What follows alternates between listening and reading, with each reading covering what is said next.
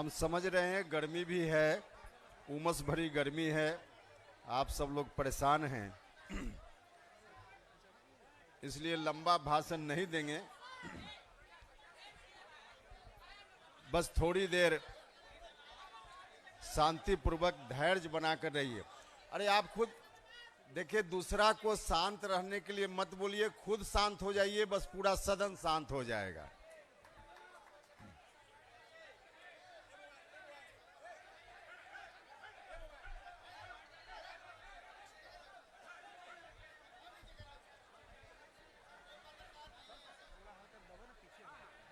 अरे यहाँ बोलो नहीं यार।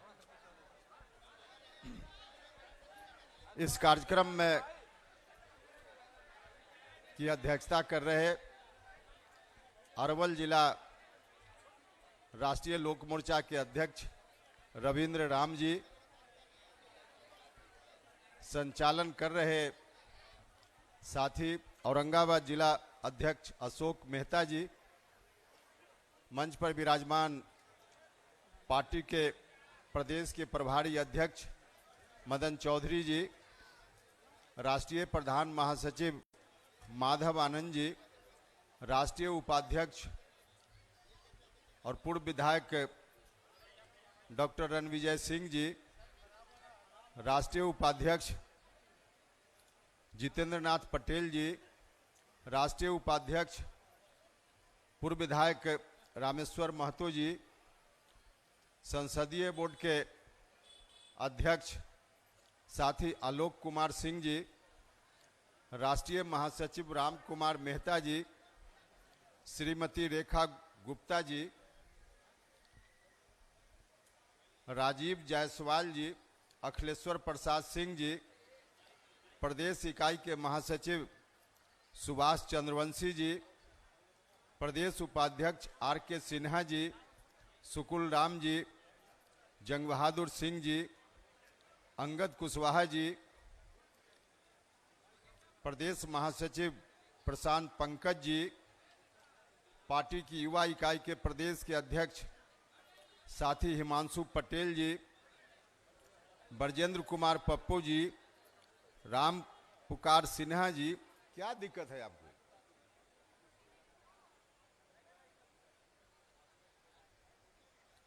चंदन बागची जी, ठाकुर धर्मेंद्र सिंह जी, गया जिला के अध्यक्ष बंटी कुशवाहा जी, इस जिला के कार्यकारी अध्यक्ष जितेंद्र पासवान जी, जिलाध्यक्ष जहानाबाद पिंटू कुशवाहा जी, जिलाध्यक्ष शेखपुरा पप्पू राज मंडल जी, जिलाध्यक्ष नालंदा सोनू कुशवाहा जी, जिलाध्यक्ष रोहतास कपिल कुशवाहा जी, जिलाध्यक्ष लखीसराय विनोद कुशवाहा जी, जिलाध्यक्ष जमुई अरुण मंडल जी, जिलाध्यक्ष नवादा राजेंद्र प्रसाद जी, जिलाध्यक्ष बाढ़ पंकज सिंह जी, अरवल के साथी और पार्टी के प्रदेश के महासचिव पप्पू वर्मा जी, राष्ट्रीय युवा इकाई के महासचिव विकास कुमार जी, प्रदेश उपाध्यक्ष अजय कुशवाहा जी, चौधरी बसंत पटेल जी, रफ़ी अहमद खान साहब, विराट कुशवाहा जी, विनय कुशवाहा जी, भरत प्रसाद सिंह जी, उमाशंकर कुशवाहा जी, स्मृति कुमुद जी, अंजलि कुशवाहा जी, प्रमोद आनंद जी, खुर्शीद अहमद जी, संजीव राम जी, गोविंद कुशवाहा जी, योगेंद्र चौहान जी, लोकेश सिंह जी, दीपक वर्मा जी, रणधीर सिंह जी, भवेश कुशवाहा जी, रियाजुद्दीन बखो जी, अनंत गुप्ता जी, सफदर इमाम साहब, अनिल चंद्रवंशी जी,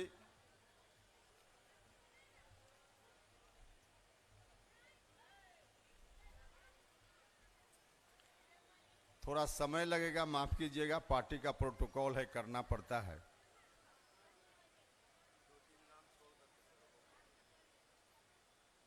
युवा साथी इंजीनियर आकाश दयाल जी, सविता कुमारी जी, डीके डाडेल जी, डॉक्टर राजेश कुशवाहा जी, प्रोफेसर गोपाल सरन जी, बब्बन सिंह जी, शक्ति चंद्रवंशी जी, संजीव अग्रवाल जी, पीयूष गुप्ता जी, रणधीर केसरी जी, विक्रमादित्य कुशवाहा जी, डॉक्टर उदय वर्मा जी, संजीव कुमार जी, कौशल यादव जी, धर्मेंद्र कुशवाहा जी, टिंकू कुशवाहा जी, अनिल मेहता जी, रवि किरण मेहता जी, सिंटू मेहता जी, नासिर खान साहब, सुपेंद्र मुखिया जी, नीतीश कुमार जी, राकेश कुशवाहा जी, कई महिला नेत्री जो अगल बगल के जिलों से आई हैं और इस कार्यक्रम की सफलता में उनका भी सौजन्य है।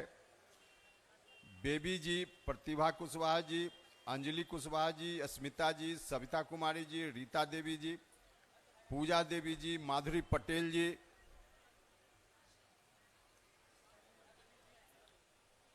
से सम्मानित नेतागण, अब जिनका भी नाम छूट गया हो तो माफ कीजिएगा। और आप सब इस भारी भीड़ के साथ उपस्थित सम्मानित अभिभावकगण, माताएं बहनों, भाइयों, मित्रों और मीडिया के बंधुओं, आपकी यह उपस्थिति देखकर वाकई हम सब लोगों का मन गदगद है।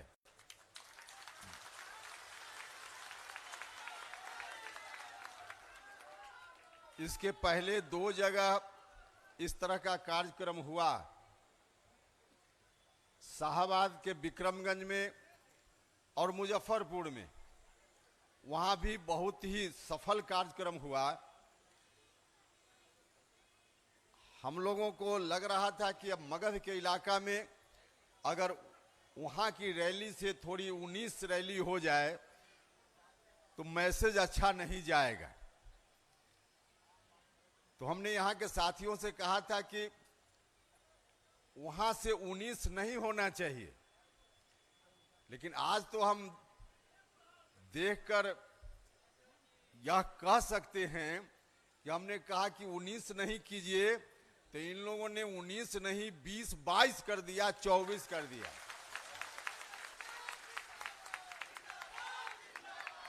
तो इस बात के लिए हृदय से आप सभी लोगों का बहुत बहुत बहुत धन्यवाद है। वाकई आप ही लोगों से ताकत मिलती है, आपका जो स्नेह प्यार मिलता रहता है, यही हमारी ताकत है।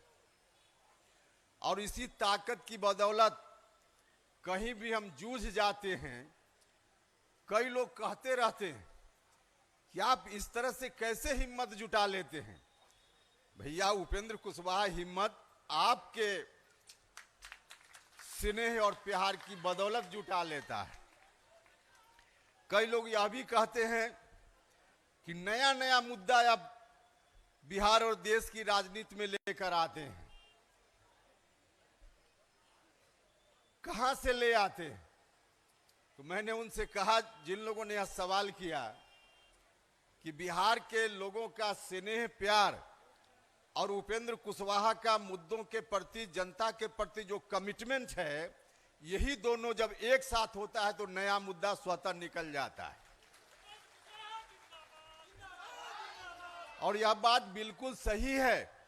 हम दावे के साथ कह सकते हैं कि जिस तरह से हमारी पार्टी ने समय समय पर नए मुद्दों को लाने का काम किया है, हम देश भर की बात न भी करें तो बिहार में अकेला राजनीतिक दल राष्ट्रीय लोक मोर्चा है जिस पार्टी को यह सौभाग्य प्राप्त होता रहा है। हमने उस वक्त भी कॉलेजियम सिस्टम की बात की थी जब हम भारत सरकार में मंत्री थे। मंत्री रहते हुए सदन के अंदर जब कॉलेजियम सिस्टम के खिलाफ बोलने के लिए हम खड़ा हुए तो हमारे अगल बगल के कई माननीय सांसदों ने टोका उस वक्त और कहा कि आप मंत्री हैं और इस तरह की बात यहां सदन में कर रहे हैं।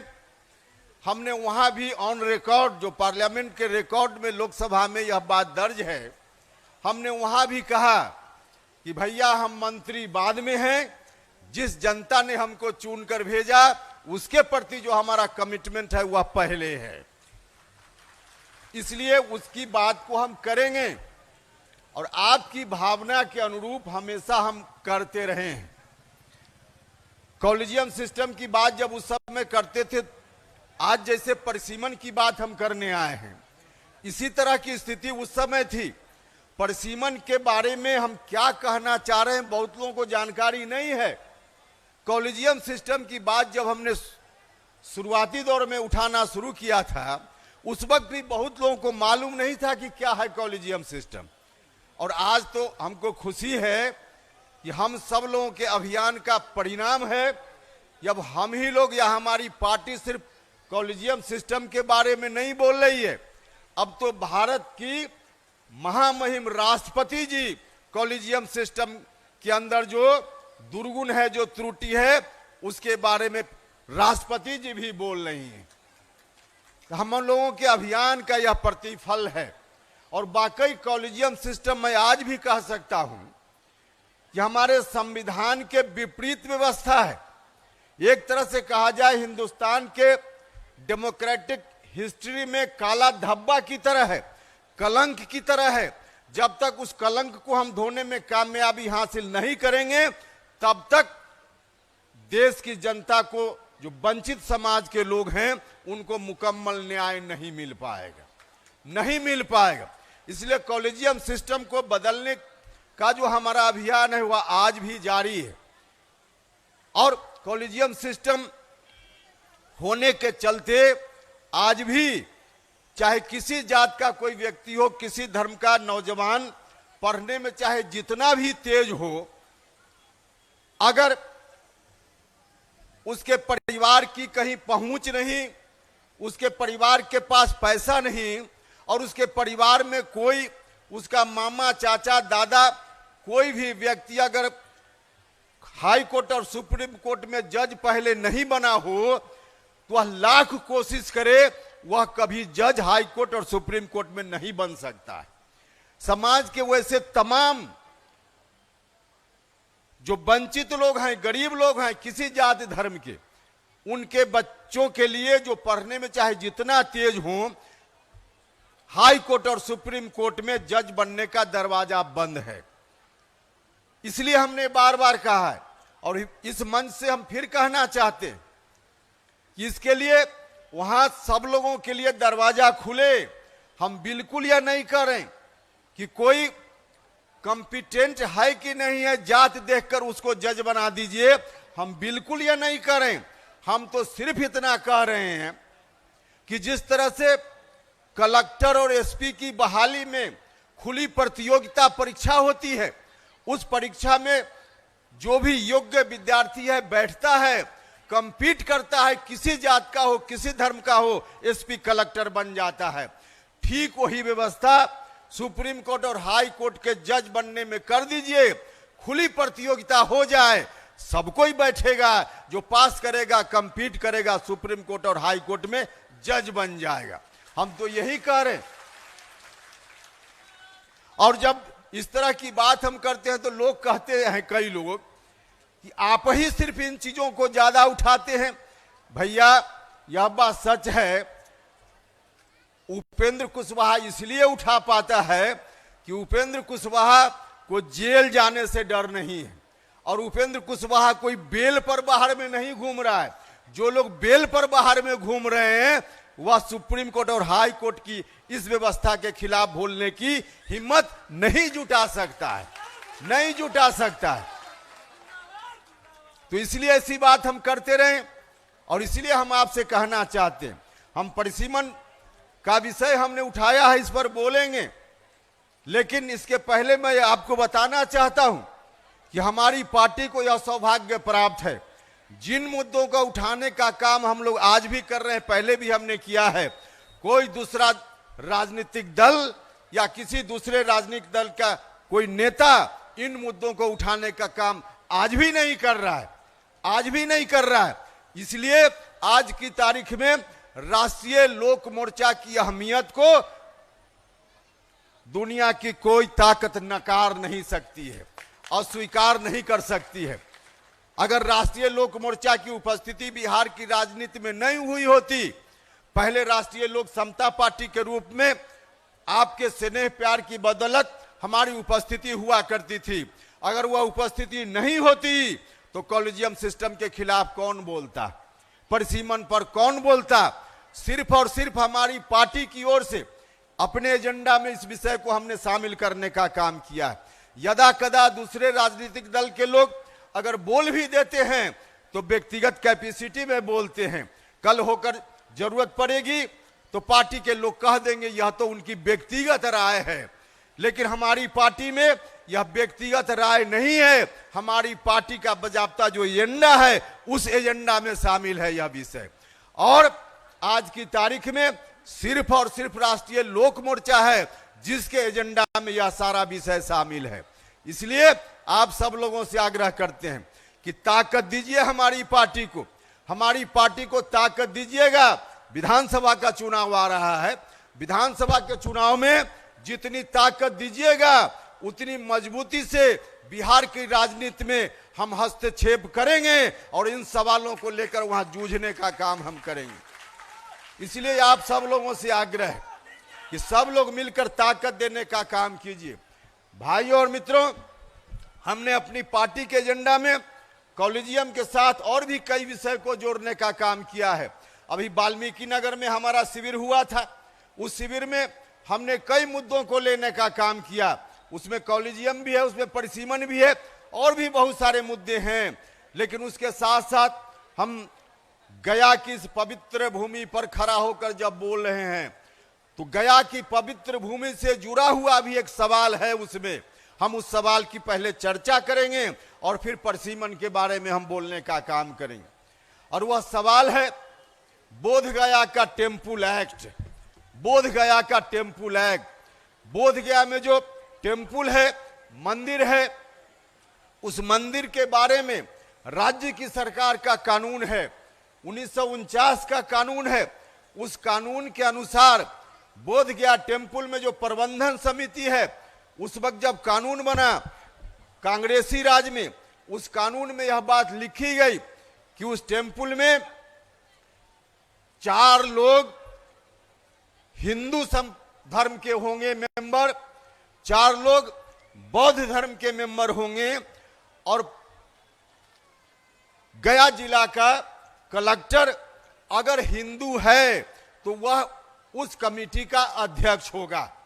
मतलब 9 व्यक्ति की कमेटी, जिसमें सामान्य तौर पे कलेक्टर तो हिंदू ही हुआ करते हैं, कभी कभी कोई दूसरा धर्म का आ जाता है तो कलेक्टर भी हिंदू और बाकी 4 लोग हिंदू और बौद्ध धर्म के लोग सिर्फ 4।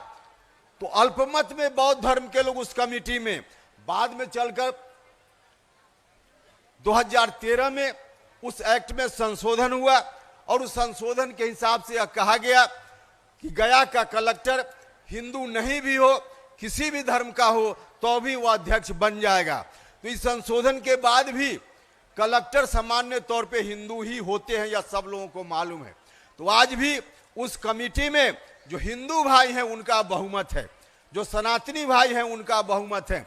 मैं भी हिंदू हूं, हम कोई बौद्ध धर्म को नहीं मानने वाले हैं, हमने बौद्ध धर्म से व्यक्तिगत रूप से दीक्षा नहीं ली है, हम भी हिंदू हैं। लेकिन हिंदू होने के बावजूद हमने अपने धर्मशास्त्रों में देखा है, पढ़ा है, वसुधैव कुटुंबम की बात हमारे यहाँ होती है। पूरी दुनिया को हम अपना परिवार समझते हैं, यही हिंदू धर्म है। और जब पूरी दुनिया को हम अपना परिवार समझते हैं तो क्या इतनी उदारता हम नहीं कर सकते कि पूरे देश में करोड़ों टेम्पल है हिंदुओं का, वहां पूरा का पूरा हिंदू भाई चलाएं, उसमें कोई दिक्कत नहीं है। लेकिन जहां करोड़ों आपके जिम्मे है, एक जो बौद्ध लोगों का टेम्पल है उसको बौद्ध धर्म के लोगों को मुकम्मल सौंपने का काम हम नहीं कर सकते, हमको करना चाहिए। हम हाथ जोड़कर कहना चाहते हैं, जो सनातनी भाई हैं उनसे हाथ जोड़कर आग्रह करना चाहते हैं, कोई टकराव की बात हम नहीं करना चाहते। हम कहना चाहते हैं कि उदारता, इतनी उदारता का परिचय तो हम लोगों को देना ही चाहिए। हमारे पूर्वजों ने कितनी उदारता का परिचय दिया है, इतनी उदारता का परिचय देना चाहिए। और हम सब लोगों को मिलकर कहना चाहिए राज्य की सरकार से कि राज्य की सरकार बोध गया टेम्पल एक्ट में संशोधन करे और पूरे के पूरे तौर पे प्रबंधन कमेटी को बौद्ध लोगों के हाथ में सौंप देने का काम करे। हम सब लोगों को कहना चाहिए। अभी पिछले कई महीनों से, काफी दिनों से वहां आंदोलन चल रहा है। दुनिया भर के जो बौद्धिस्ट लोग हैं उस आंदोलन से जुड़े हुए हैं। यह जो हमारा बौद्ध टेम्पल है, हम सब लोगों का सौभाग्य है कि बिहार की धरती पर, बोधगया की धरती पर यह टेम्पल है। दुनिया भर के लोग यहाँ आते हैं। तो इतनी उदारता हम सब लोगों को बरतने का काम करना चाहिए। राज्य की सरकार को इस मंच से, आपके माध्यम से हम मैसेज देना चाहते हैं। तो जरा एक बार हाथ उठाकर बताइए, ठीक है ना, मैसेज यह दिया जाए ना, सब लोग सहमत है ना? तो चलिए, इस बात के लिए आपका बहुत बहुत धन्यवाद। मित्रों, अब जो परिसीमन का विषय है, परिसीमन का विषय बिल्कुल नया विषय है, बिल्कुल नया विषय है।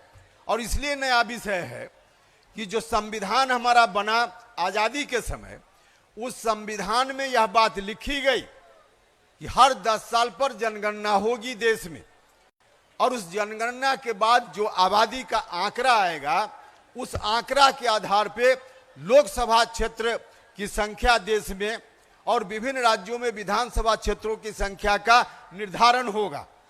और इस संविधान की इस व्यवस्था के हिसाब से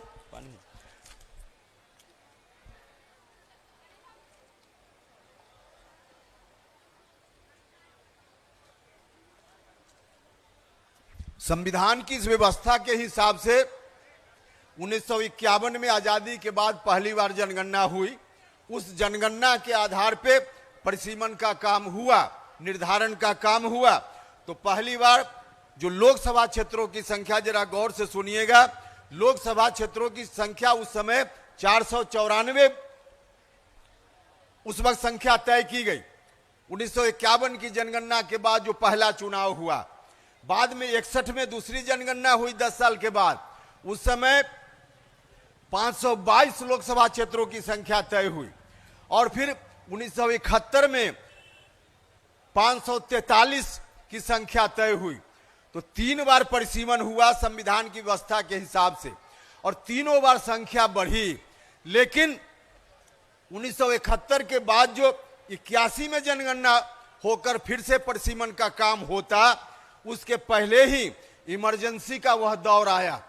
50 साल अभी इमरजेंसी का कुछ दिन पहले पूरा हुआ, अभी 4 दिन पहले। और देश भर में काला दिवस के रूप में उस दिवस को मनाने का काम हम सब लोगों ने किया है। वही इमरजेंसी, जिस इमरजेंसी में कांग्रेस के लोगों ने देश पर इस तरह की व्यवस्था सौंप दी, थोप दी कि जो भी प्रजातांत्रिक नॉर्म्स से वह सारे के सारे सीज कर दिए गए। मौलिक अधिकार जो जनता को प्राप्त है संविधान के हिसाब से, सबको समाप्त कर दिया गया। तानाशाही व्यवस्था चल पड़ी। और उसी समय 1976 में जो परिसीमन का एक्ट, जिस एक्ट के कारण हर 10 साल पर जनगणना के बाद सीटों की संख्या बढ़ रही थी, 1976 में उस एक्ट में भी संशोधन कर दिया गया। और संशोधन करके उसी समय से रोक लगा दी गई कि अब परिसीमन नहीं होगा। पहली बार कहा गया 1976 में कि 25 वर्षों के लिए परिसीमन नहीं होगा। फिर जब 25 साल पूरा हुआ तो फिर कहा गया कि अगले 25 साल के लिए परिसीमन नहीं होगा। मतलब कुल मिलाजुलाकर 50 वर्षों से परिसीमन का काम बंद है। अब 50वां वर्ष अब पूरा होने वाला है अगले साल 2026 में। 2026 में फिर से इस बात की कोशिश हो गई है।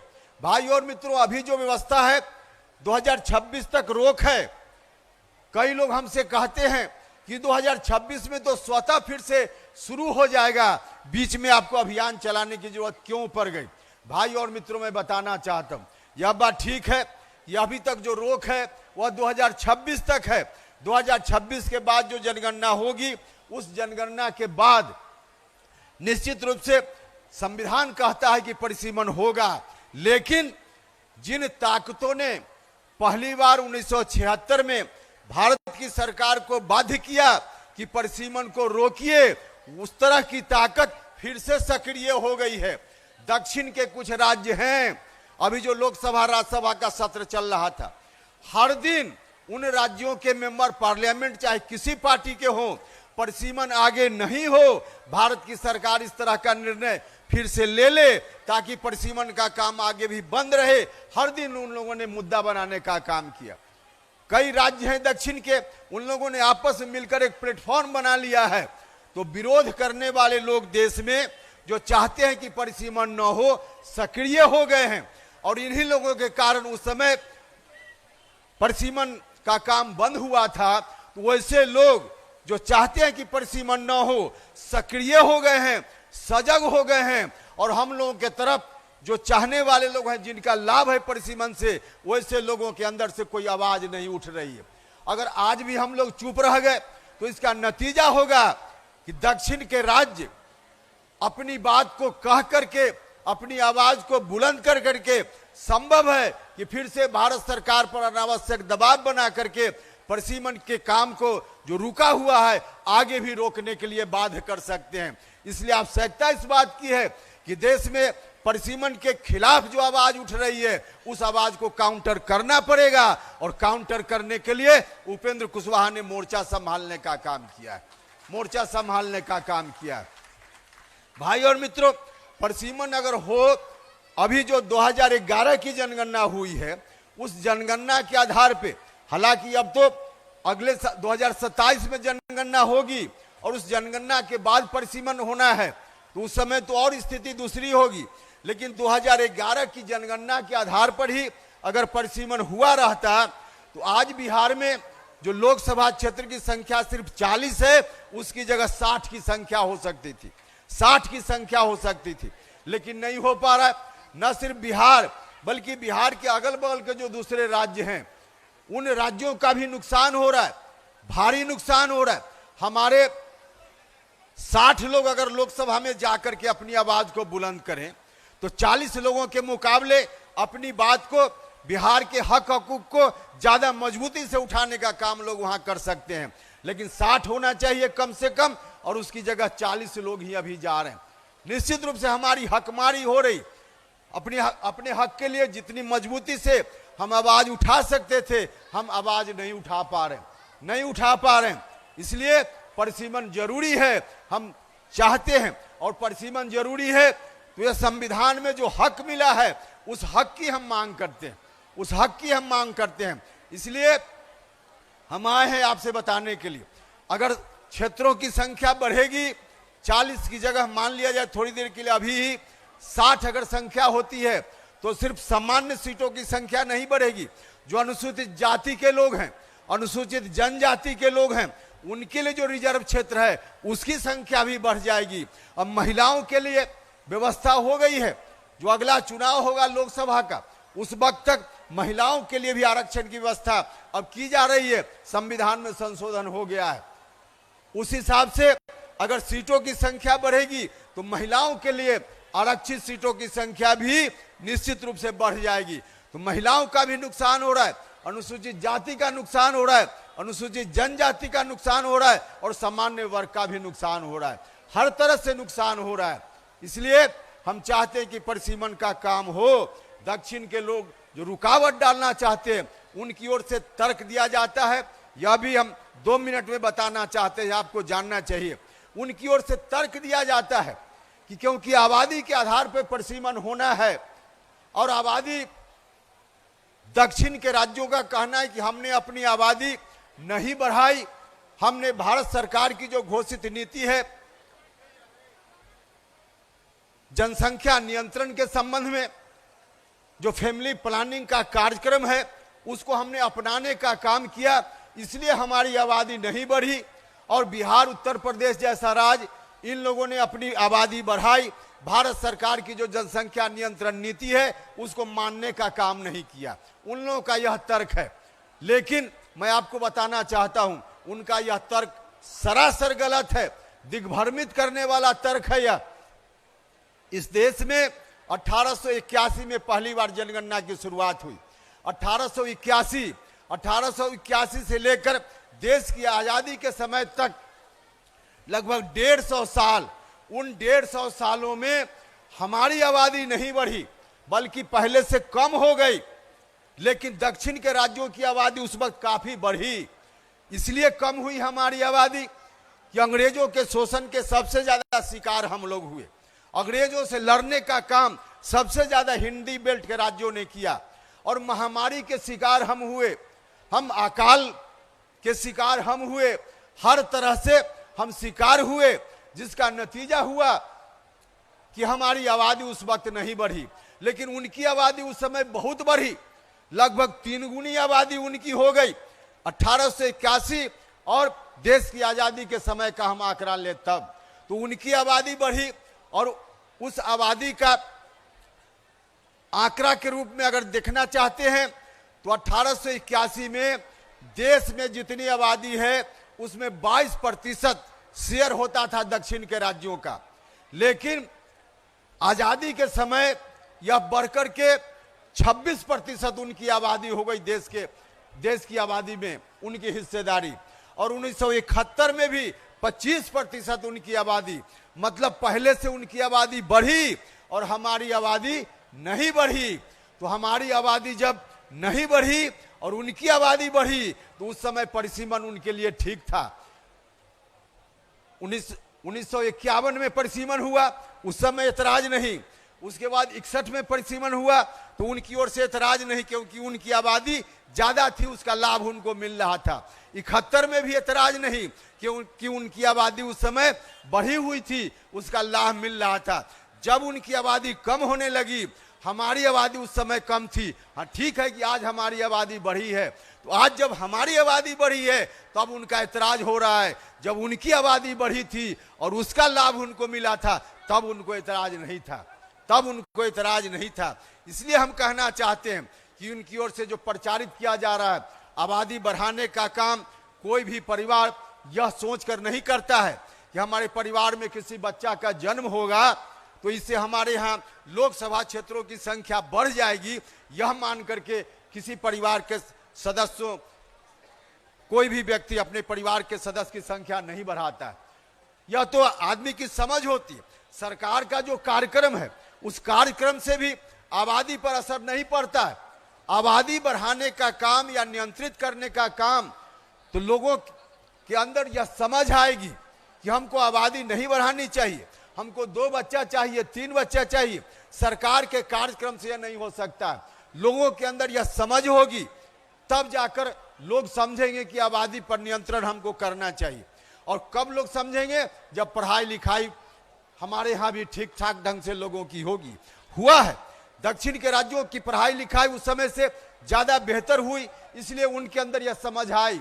हमारे यहाँ पढ़ाई लिखाई का अवसर बाद में आया, इसके लिए हम लोग दोषी नहीं है, बाद में आया। और जब पढ़ाई लिखाई का दौर अब चला है तो हमारे यहाँ का आंकड़ा है, बिहार का आंकड़ा है, जो कोई महिला, कोई लड़की जो मैट्रिक पास बनने के बाद मां बनती है तो उसका प्रजनन दर कम होता है। इंटर पास करने के बाद मां बनती है, प्रजनन दर कम होता है। तो पढ़ाई लिखाई का व्यापक प्रचार प्रसार होगा तो स्वतः हमारे यहाँ आबादी नियंत्रित होगी। सरकार के कार्यक्रम से आबादी का नियंत्रण नहीं होता है।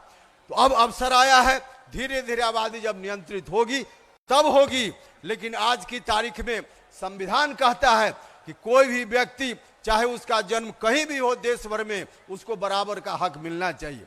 हमारे संविधान ने व्यवस्था दी है, देश में जितने भी लोग हैं हर आदमी को 1 वोट देने का अधिकार है। एक व्यक्ति 1 वोट और उसका एक ही मूल्य है, एक ही मूल्य, सबका वैल्यू बराबर है, चाहे कर्नाटक का कोई व्यक्ति हो, बिहार का हो, पश्चिम बंगाल का हो। लेकिन यह जो हमारा जो संविधान, उस संविधान के प्रस्तावना में यह बात कही गई, उस प्रस्तावना की शुरुआत ही वहीं से होती है। हम भारत के लोग, जो पढ़े लिखे लोग हैं उनको मालूम है, प्रस्तावना की शुरुआत होती है अपने देश के संविधान में, हम भारत के लोग, मतलब भारत का एक एक व्यक्ति बराबर महत्व रखता है, बराबर महत्व रखता है। लेकिन अभी जो परिसीमन की व्यवस्था है, अभी जो स्थिति चल रही है, परिसीमन नहीं होने के कारण यह मूल्य बराबर नहीं है, मूल्य बराबर नहीं है। इसलिए कि दक्षिण के जो राज्य हैं उनके यहाँ सिर्फ 21 लाख लोग मिलकर एक एमपी चुनकर भेजते हैं, और हमारा जो इलाका है बिहार, उत्तर प्रदेश इत्यादि, यहाँ लगभग औसतन 31 लाख लोग मिलकर एक एमपी चुनते हैं। तो कहीं का 21 लाख और कहीं का 31 लाख आज बराबर है, यह नहीं हो सकता है। सबका मूल्य बराबर होना चाहिए, सबका मूल्य बराबर होना चाहिए, सबका मूल्य बराबर हो, यह हक हमको संविधान देता है। लेकिन इस हक से हमको वंचित किया जा रहा है। बिहार के साथ जो ये अन्याय हो रहा है, इस अन्याय को बर्दाश्त करने का काम हम लोग नहीं करेंगे। किसी भी सूरत में हम लोग अन्याय को बर्दाश्त करने का काम नहीं करेंगे। इसलिए आप सब लोगों से आग्रह करने आए कि ताकत देने का काम कीजिए। विधानसभा चुनाव की दृष्टि से हमारा मुद्दा नहीं है, यह मुद्दा तो देश का मुद्दा है। विधानसभा चुनाव तो संयोग है कि आ गया है, लेकिन जितनी ताकत आप राजनीतिक रूप से दीजिएगा, हम उतनी मजबूती से अपनी आवाज को बुलंद करने का काम करेंगे। इसलिए जरूरी है कि इन बातों को ले जाकर गांव-गांव में लोगों तक प्रसारित करने का काम आपके माध्यम से भी हो। आप सब लोगों से ही आग्रह है कि परसिमन जैसा विषय, इसको ठीक से समझिए और लोगों को जाकर बताने का काम कीजिए, ताकि 50 वर्षों से हमारे साथ जो हकमारी हो रही है, हमारे साथ जो अन्याय हो रहा है, इस अन्याय को हम रोकने में कामयाबी हासिल करें। और इस अन्याय की शुरुआत हुई इमरजेंसी के समय में, आपातकाल के समय में। आपातकाल की समाप्ति के बाद जो भी उस समय तानाशाही कांग्रेस की लाने के लिए व्यवस्था की गई थी, सबको समाप्त कर दिया गया। लेकिन अभी परिसीमन वाला जो निर्णय उस समय का है, वह आज भी बरकरार है।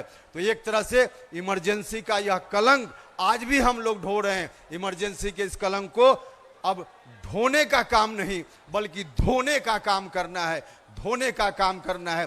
तो आज की तारीख में इस सम्मेलन से यही प्रण लेकर जाना है, यही संदेश लेकर जाना है।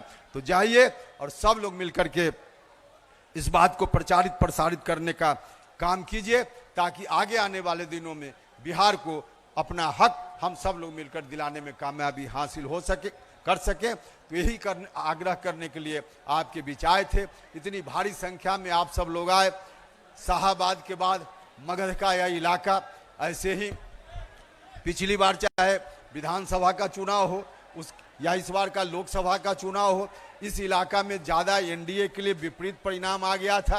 तो इस बार थोड़ा सजग रहना है, सचेत रहना है कि इस बार ऐसे हम जानते हैं, आपको भी मालूम है कि चाहे शाहाबाद का इलाका हो, चाहे मगध का इलाका हो, जहां एनडीए के लिए बहुत अच्छा परिणाम नहीं आया था, वहां भी एनडीए का टोटल वोट अगर एक साथ रहे तो महागठबंधन की कोई औकात नहीं है कि एनडीए के उम्मीदवार को शिकस्त देने का काम, कोई औकात नहीं है महागठबंधन को। लेकिन महागठबंधन को फायदा इसलिए मिल जाता है, इसलिए फायदा मिल गया कि हम एनडीए के लोग ही आपस में इधर उधर हो गए।